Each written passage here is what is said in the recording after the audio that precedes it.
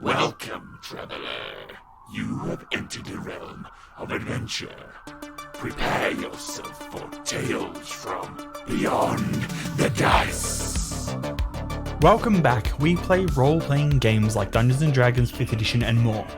Now let's get back to the Cyberpunk adventure in New Ettica. I'm Luke, your dungeon master, and your players are... Ben, I play Cortaine, a human warrior. Peter! Tonight I am playing Spigs. I usually do that every night, but just to reiterate, he is the cool dwarf artificer. I'm Trav, I play Little Moss, a half-orc monk. And I'm Levi, and I play Lokag, a Goliath meat shield. Don't think of yourself like that. He's a meat shield who holds a metal shield. Yep. Really bad at dying. Like a meat shield wrapped in foil. He's a kebab. Like a kebab. I'm a kebab. All right. People love kebabs. I had a kebab the other day. Actually, it was really good. It was nice. It didn't have too much fat and oil in it. You know, it was great. Anyway, today, whenever you're listening to this episode, we are going to talk a little bit about our characters because we didn't quite get into sort of the more meta details of the characters of the show. We didn't really describe what they look like or who they are, what class, and all those sort of things. So tonight we shall doeth that.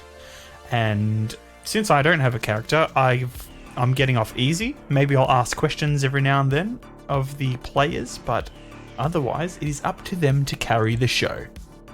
So first off, who wants to go first? I'll pick off lane. You pick off lane. You said carry, right? Yeah. Do it. Go. Alright. Well, in case you haven't heard from my intro, but I am playing Spigston Denser. He has a family. He has Glist, his wife Glist, his two sons, Gleam and Razor. You want me to explain what he looks like as well?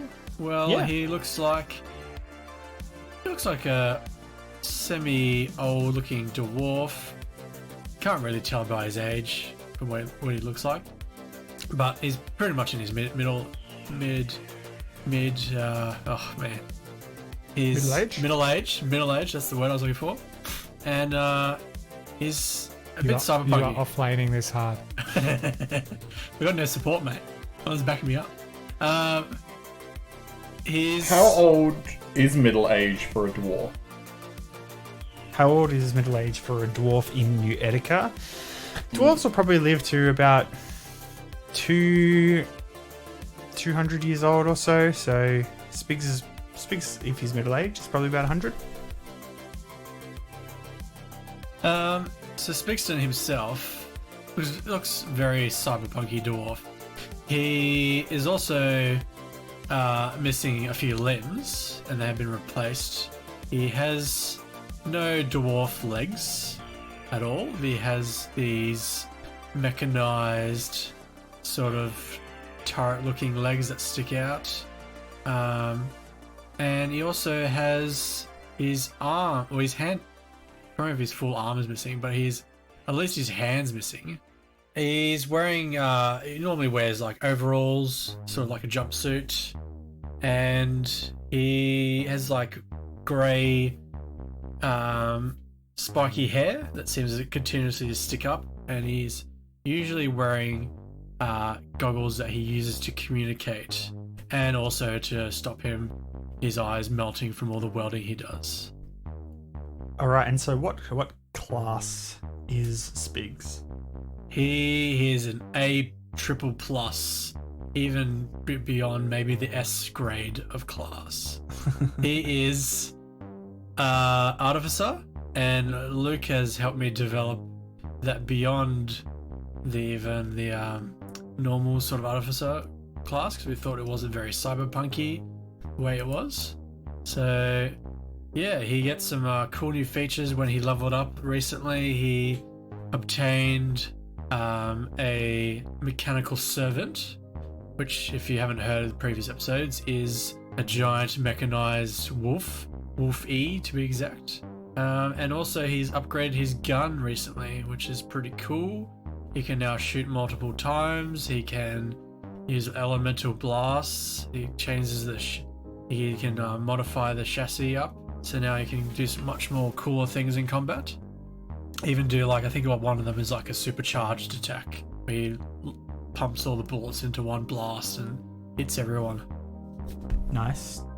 And Spigs has a few spells he can do because of his Artificer class. What are some of the flavor of those spells?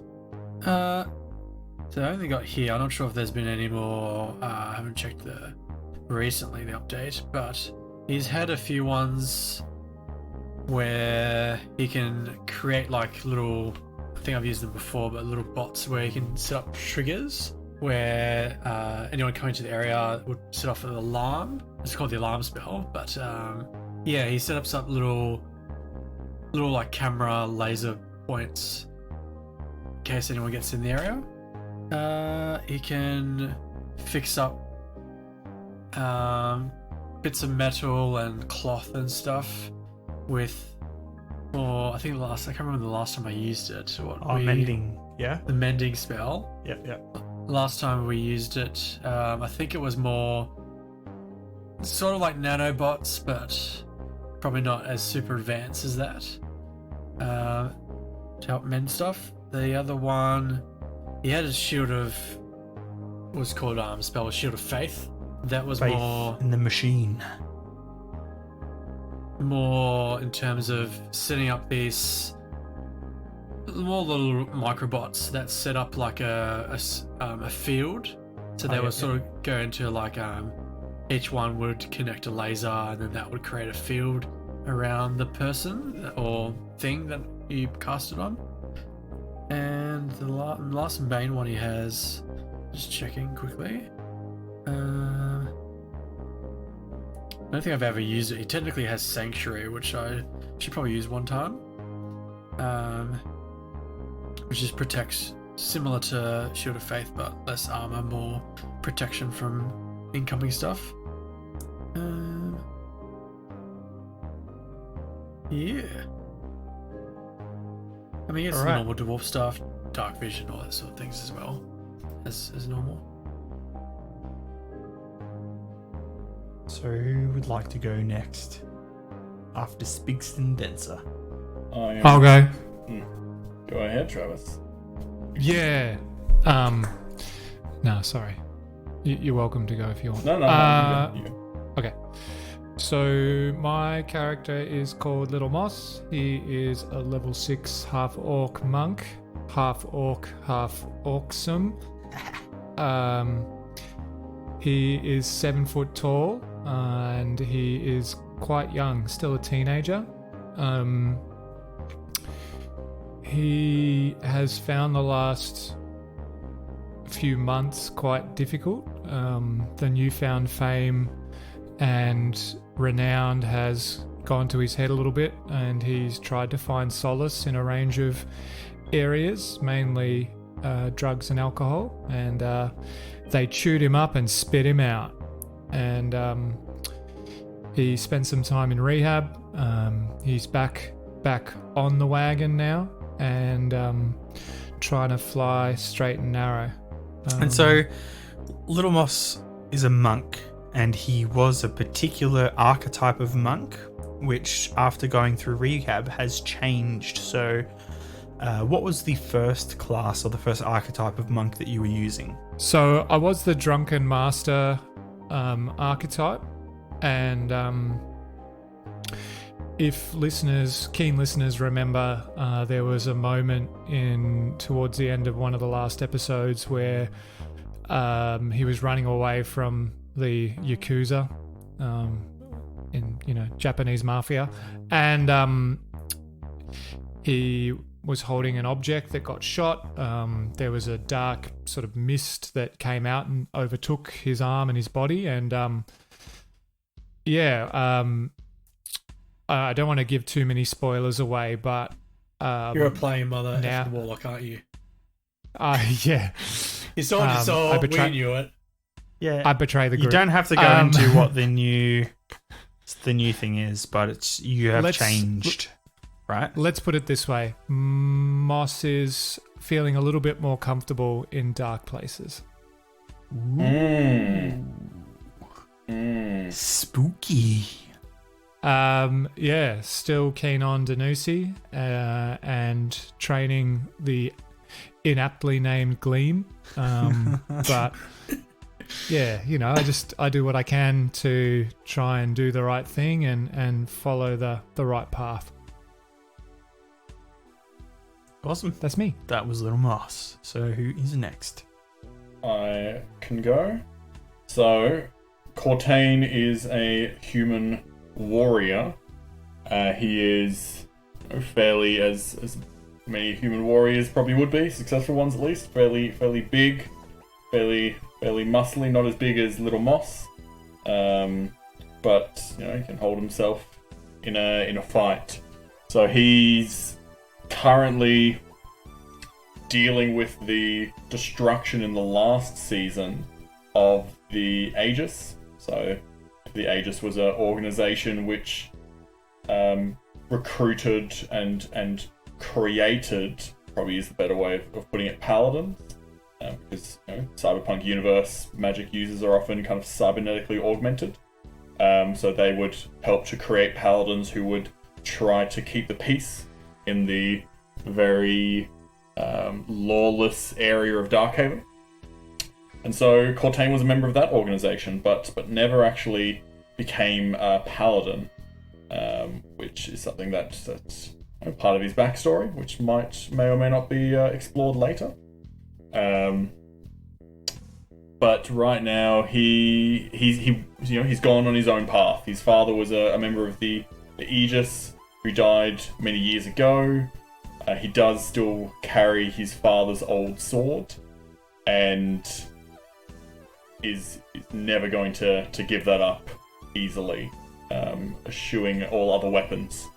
But he does upgrade that family heirloom with different power packs, power cells, and he uses that sword in his version of justice. So he is very aggressive, very blunt, and has no issue taking the law into his own hands if it means bringing who he sees as the guilty to justice.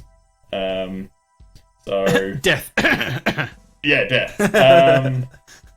Death or cupcakes, depending on who they are. He's like Santa Claus, but instead of coal, you get a sword in your gut. Yeah. So And he's run all out of cupcakes. yes, exactly.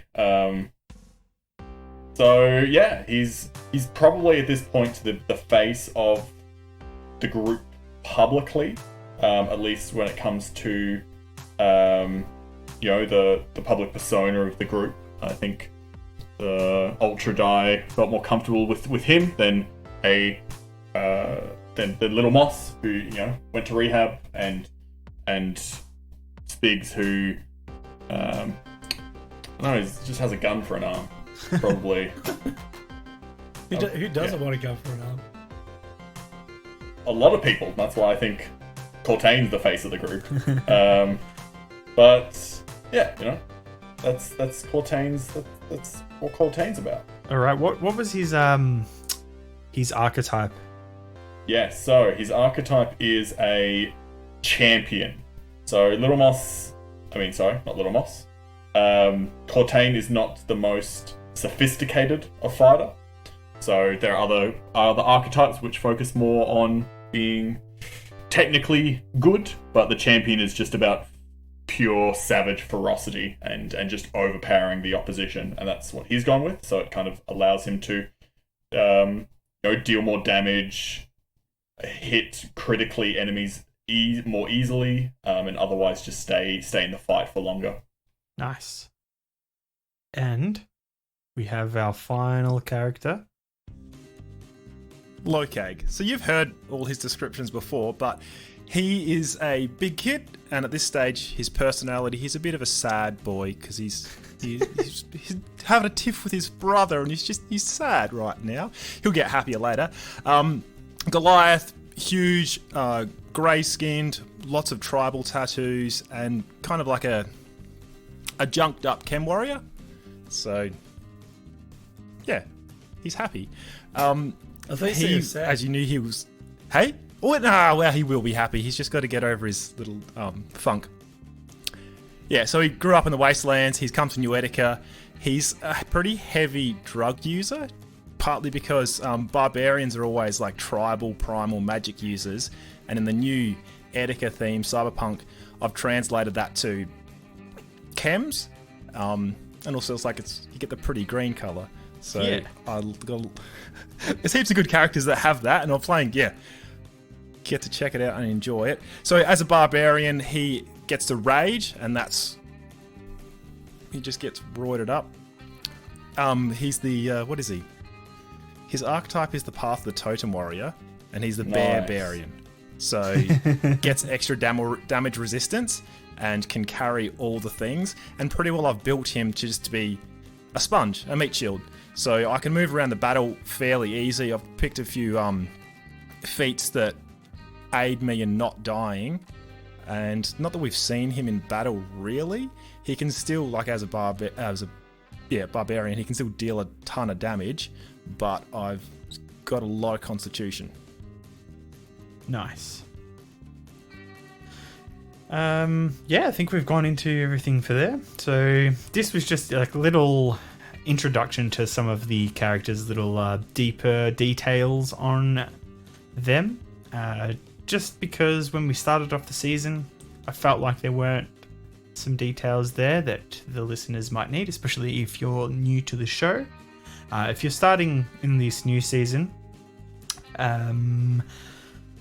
there will always be things that carry across from the first season, but the second season is a completely different storyline, almost a completely different universe, so that doesn't come into factor to this season too much, but that's great. Awesome storyline, and it was run by Peter, called Tree Reach, so go and have a listen to that. This is basically the end of this episode. We'll have another episode coming out soon, which will be episode... Oh, wait. Yeah, we fucked the numbers up. That's right. It will be episode 48, and it will continue the storyline of season 3 of our mercenaries going to track down a drone. An ultra-die drone that was shot down by what seems to be Yuntai gangsters.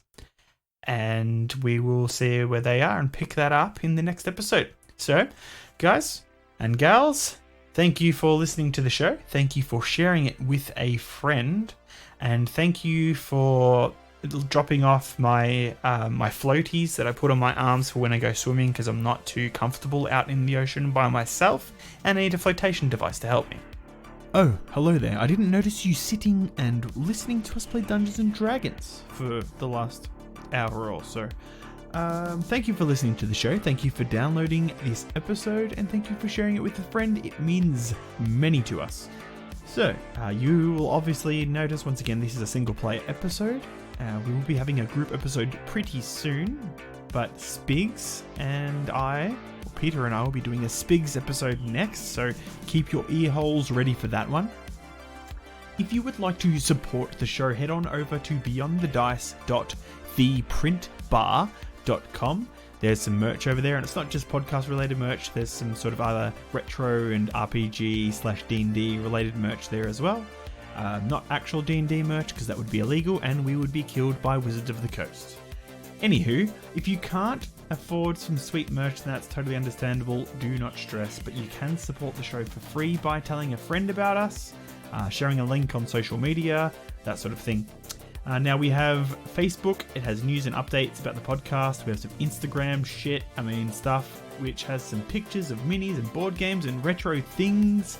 We also have a YouTube channel if you listen there, and a Discord because we play some games. You can head over to our website as well to find out more information on all of these links, and that's beyondthedice.com. Once again, thank you for listening to us during this devilish time of creepy, weird stuff in the sky, air, and handrails. Take care. Be kind to yourself. Bye. Enjoy. We'll see you soon. Peace out. Catch you guys. Okay. Bye.